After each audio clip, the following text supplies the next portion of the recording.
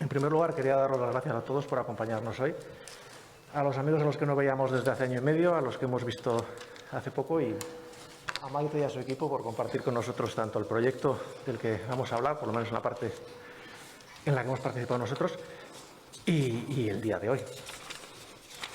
Para los que no conocéis Pompaelo, somos una pequeña asociación creada hace unos 2 añitos en Pamplona para difundir la historia y la cultura de Navarra y los valores de igualdad y libertad, como podréis ver por las iniciativas que hemos promovido, es en lo que trabajamos.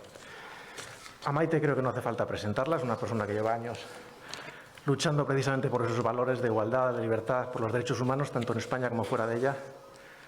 Creo que todos hemos seguido lo que ha hecho desde las organizaciones del País Vasco, desde Bruselas, hasta llegar a ganar el premio Sájarov más que merecidamente. Y hoy nos viene a contar una iniciativa que ha despertado muchísima curiosidad y hasta el punto de incluso que nosotros nos hemos querido implicar en ella, que es la conferencia sobre el futuro de Europa. Y la primera pregunta, evidentemente, es ¿qué es esto y, sobre todo, cuál es el objetivo? ¿Y nos podemos quitar nosotros la mascarilla o no? Si me la quito, me crucifican en casa, pero tú puedes. ¿Qué? Adelante. ¿Sí? Sí. Ay. Muchas gracias. Luego me la pongo, pero ahora en este ratito. Bueno, yo lo primero quiero dar las gracias a la Asociación Pompaelo.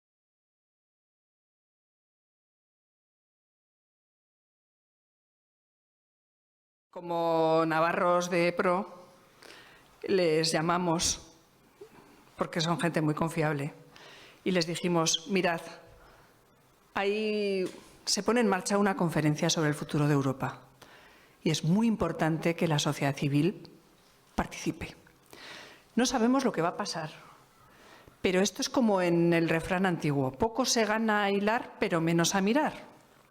O esto es como en el otro refrán antiguo, grano no hace granero, pero ayuda al compañero.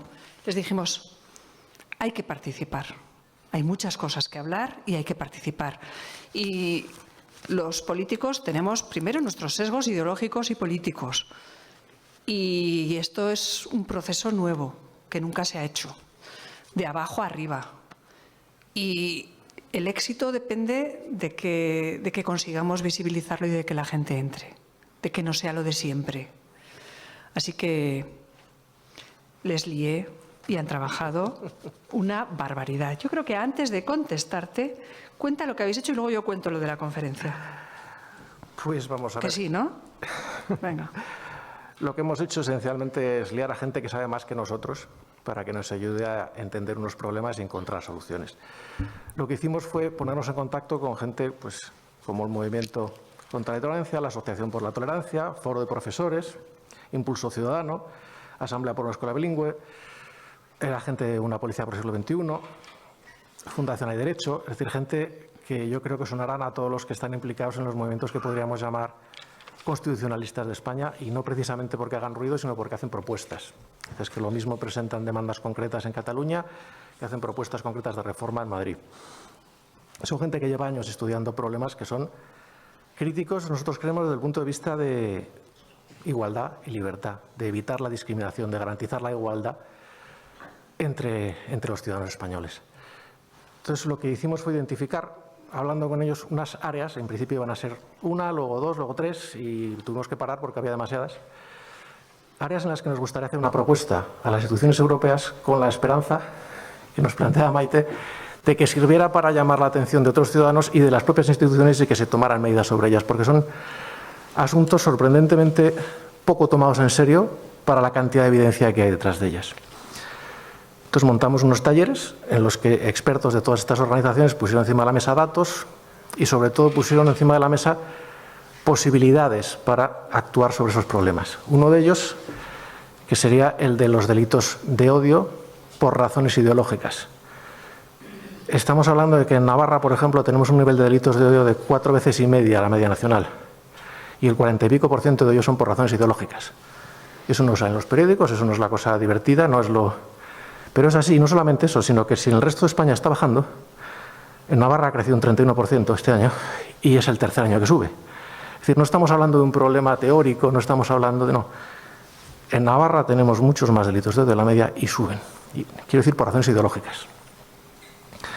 Y donde hay un delito de odio significa un delito en el que hay un agravante de discriminación. Se comete contra alguien porque le discriminas, porque no le tratas como si fuera un igual.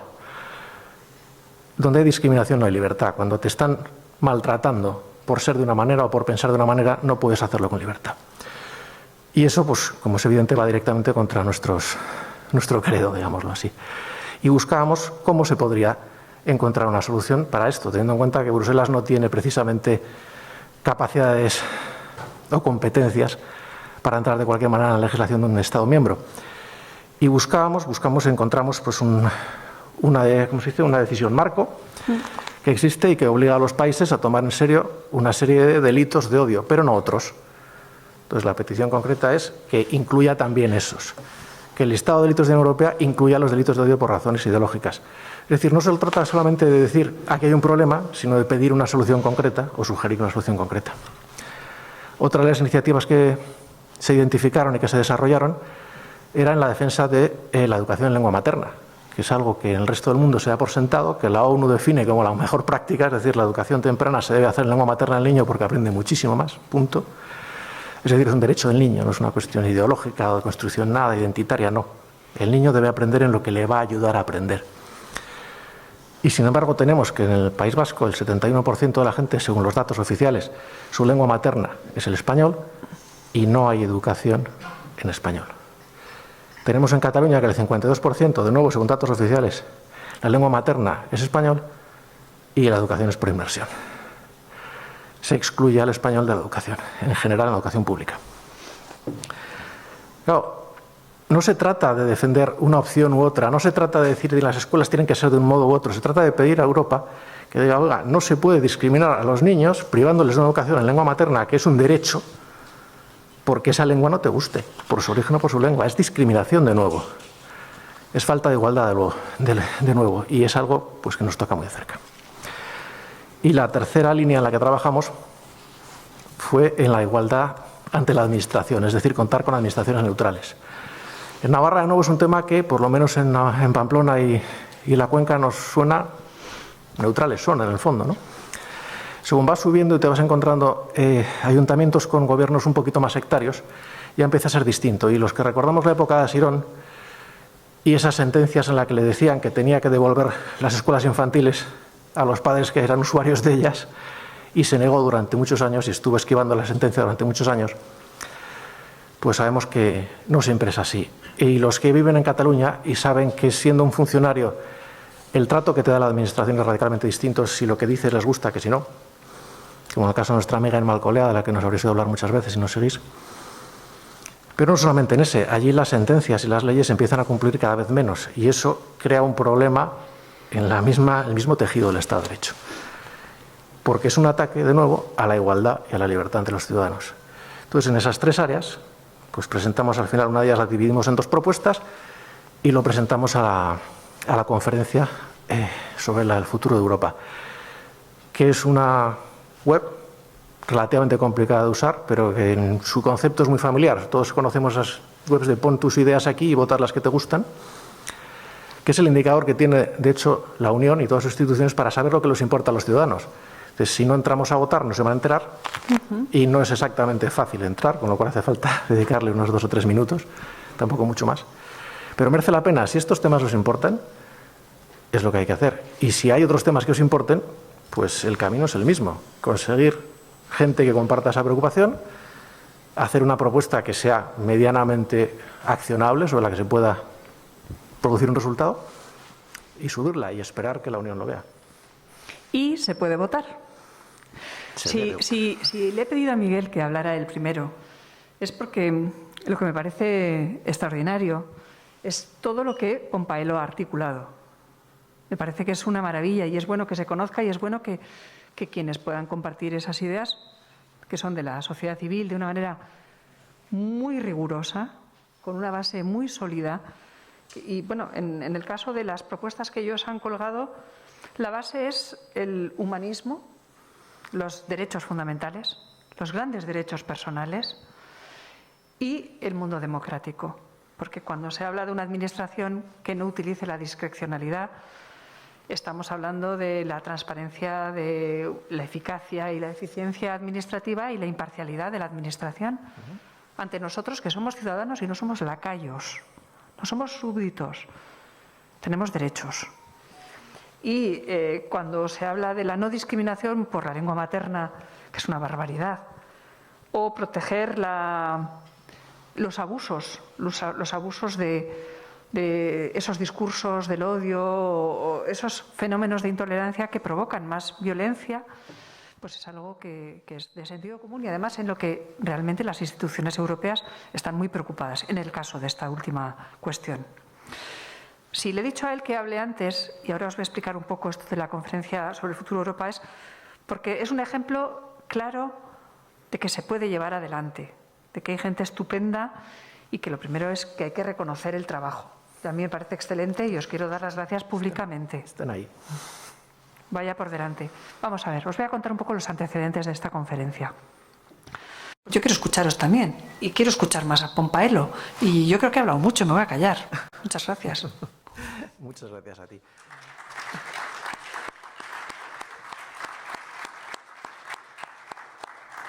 Tanto por meternos en el lío como por el de dejar claro que es por algo, que tiene una buena razón. Una de las dudas que nos surgieron a nosotros y que surgen, yo creo, a cualquiera que se plantea meterse en un jardín, que no creo que requiera tanto valentía como no sé cómo decirlo, inconsciencia, porque es dedicarle una cantidad de tiempo interesante y además intentar encontrar un terreno común que siempre cuesta para que pueda haber un respaldo para una propuesta. Es decir, no puede ser lo que se nos ocurre a los tres amigos, tiene que tener un poquito de alcance. Entonces, lo que se plantea cualquiera que se mete en este jardín es, ¿va a valer para algo? Entonces, una cosa es, como dices, este proceso llega hasta un punto. Dices, y si realmente aparece un informe en el que no se obvia nada de lo que se ha dicho, si tenemos la suerte de que se fijen en el panel, si tenemos la suerte de que... Entonces, ¿qué pasa?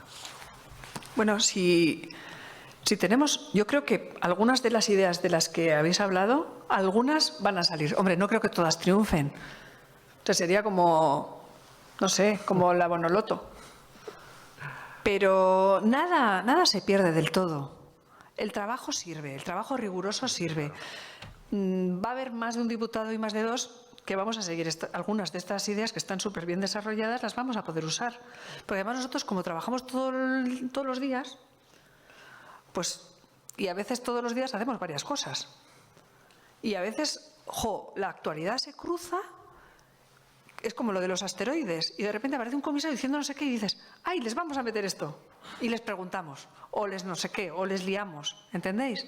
O sea, si tienes trabajo y te pilla el elemento de que puedas unir cosas, y tú no siempre puedes preparar todas las bases, haber buen trabajo teórico de sociedad civil, tú lo puedes encaminar, lo puedes canalizar, no siempre, pero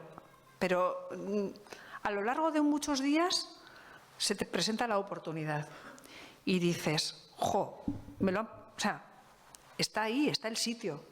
Va a haber un informe legislativo, es sobre odio, esta idea que prepararon también, venga, vamos a meterla ya. Y entonces va rápido, porque en el Parlamento Europeo hace falta rigor y rapidez. Claro, producir cosas rigurosas lleva su tiempo. Entonces, cuando a veces hay sociedad civil haciendo cosas rigurosas y tienes la oportunidad, pues es fenomenal, porque es bueno para todos. O sea, hay que ser rápidos, pero hay que ser rigurosos, porque si no hay chicha, al final el producto no va a ayudar. Y lo que queremos es precisamente que esos derechos fundamentales se desarrollen mejor, que se tengan en consideración los elementos discriminatorios que pueden tener las entidades subestatales, por ejemplo, que se encuentre una manera para que eso pueda llegar al FRA, cosa que no hemos conseguido hasta el momento. Yo voy a ir a Viena, me he apuntado para ir al FRA, porque me he leído el último informe del FRA y, bueno, no os voy a dar detalles, pero hay algunas cosas que no entiendo nada. Entonces, algún capítulo quiero hablar con los que lo han redactado. Quiero decirles, a ver, ¿cuánto de rigurosa es esa fuente? Nosotros les hemos mandado tochos así, que nunca siempre nos dicen que no tienen competencia, y es verdad. Pero, hombre, un pie de página, ¿no? Deme un pie de página, que ya le da otro, porque me he leído el informe entero, me pasé los 3 primeros días de trabajo, que no había nada en el Parlamento, para leerme el informe, hasta los pies de página. Y dije, joder, pues pies de página ahí andan un poco más sueltos. Voy a ir y les voy a decir, oye, pies de página ya ponéis. Yo creo que algún día me toque uno, ¿no? Porque lo que estoy denunciando no tendréis competencia. Pero aquí en pie de página un poquito ya os podéis soltar, que luego sirve. Porque esos pies de página luego pueden salir en un informe no legislativo. Y ahí empiezas. ¿Me entendéis, no? No puedo dar más detalles. No, pero se entiende, se entiende. Y es lo mismo... Perdón. Estamos en ello, ¿eh? Y sí, alguna cosa va a salir seguro. Y luego, ¿hay interés en la comisión por temas que tienen que ver por transparencia, etcétera, etcétera? Sí. Tenemos que buscar la manera, no es fácil. Nosotros tenemos que trabajar mucho también en el ámbito nacional, lamentablemente. Tenemos que trabajar mucho el defensor del pueblo, tenemos que trabajar mucho todas las leyes de buen gobierno. No le hemos sacado todo el rendimiento que tiene a la ley de buen gobierno. Nosotros en la oficina estamos todo el día mirándola. Y poco a poco vamos encontrándole posibilidades y vamos trasladando también nuestro expertise a entidades que pueden utilizarlo a nivel nacional. Esa es una ley muy importante. Creemos además que hay un giro copernicano. Bueno, ¿queréis buenas noticias también? Sí, ¿no? Sí. Bien. Hay esperanza. Y en Cataluña hay esperanza.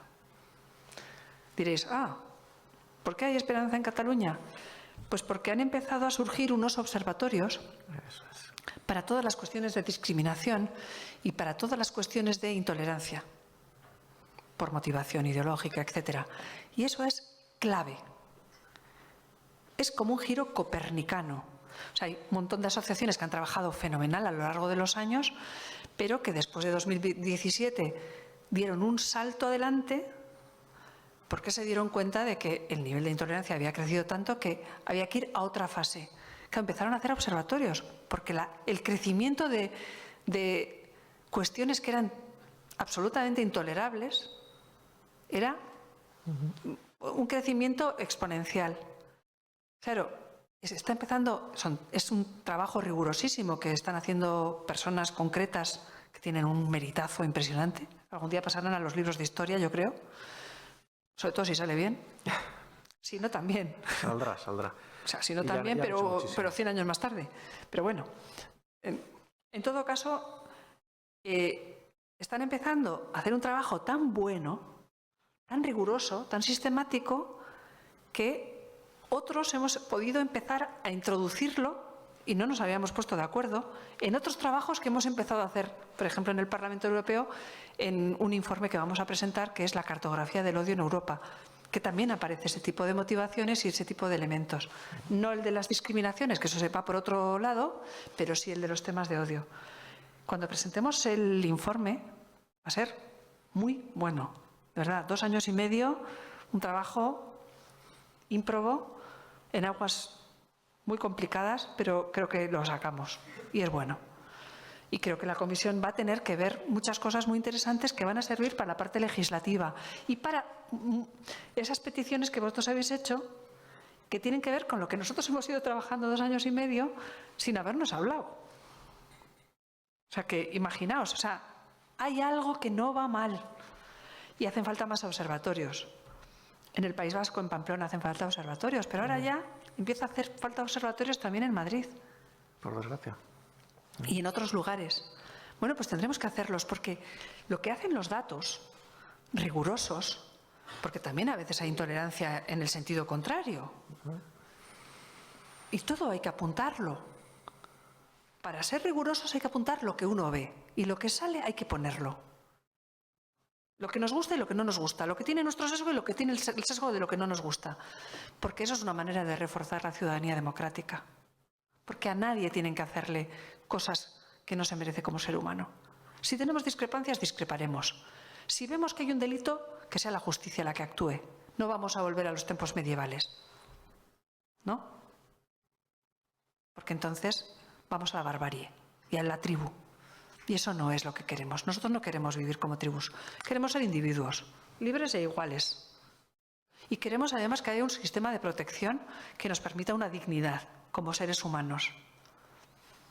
Y que aunque haya cambios y aunque la productividad sea muy importante, hay elementos que también que puedan condicionar desde el punto de vista humano que la vida del futuro no sea un infierno, que vivir no sea un infierno, que vivir pueda tener una parte de desarrollo personal, ¿no? Bueno, pues si queremos eso, necesitamos una hoja de ruta. Y como no lo podemos hacer a nivel de Pamplona, solo, porque cuando pasa una catástrofe afecta también a los de Pamplona y a los de Tudela y a los de Estella y a los de Lesaca y a los de Arano y Goizueta, que yo conozco muy bien. Yo conozco mucho a Arano. ¿Alguien es de Arano? Nadie de Arano. Qué desastre. ¿Y de Goizueta? Nadie de Goizueta. O sea, el Valle del Urumea, nada. Vale, vamos a dejarlo. Bien, ahí lo dejo. Bien.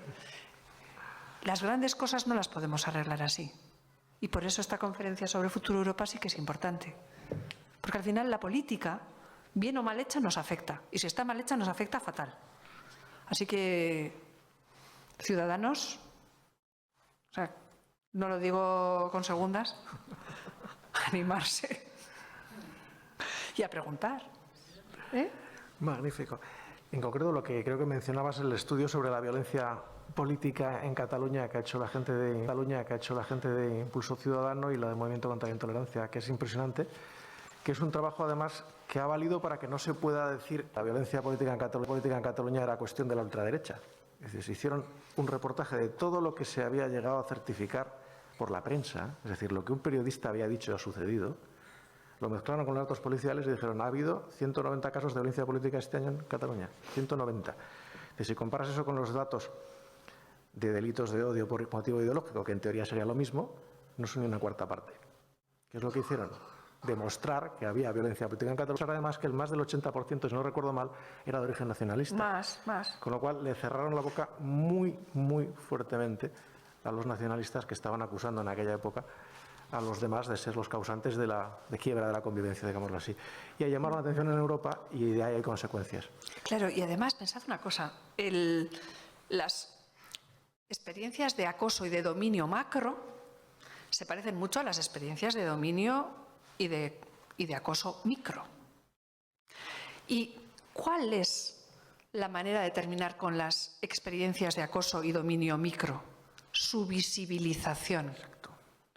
¿Por qué se nos ha dicho siempre que ante la violencia en la familia o en el caso del acoso en el entorno escolar o en el entorno laboral, la clave es la visibilización del problema y no el hacernos los locos así? ¿No? Siempre la clave es la visibilización. ¿Y cuál es el truco de los acosadores? Me da igual micro, macro, políticos o no. El decirle a la mayoría, no te metas que no va contigo.